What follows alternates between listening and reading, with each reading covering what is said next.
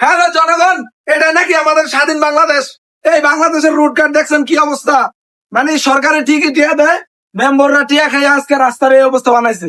খুবই দুঃখজনক। রক্ত দিয়ে যদি দেশ এমন ভাবে বানাই, তাহলে আমরা কি করবো? কইতেছেন আপনি হ্যাঁ, কোন চ্যানেল থেকে আইছেন? আমি হ্যাঁ, সময় টিভি থেকে আইছি। সময় টিভি থেকে। হ্যাঁ। আমনের মতো এরকম সময় টিভি বহুত আইছে, এরকম 10 জন বিদায় করেছে সাংবাদিক।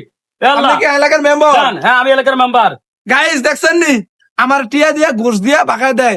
হয়তো এরকম অনেক মানে সাংবাদিক আছে আরে না? ভাই জানতো আপনি, ধুর, আপনি অনেক সাংবাদিক। সাংবাদিক এমনি বাগাই দিছে, বুঝছেন নি?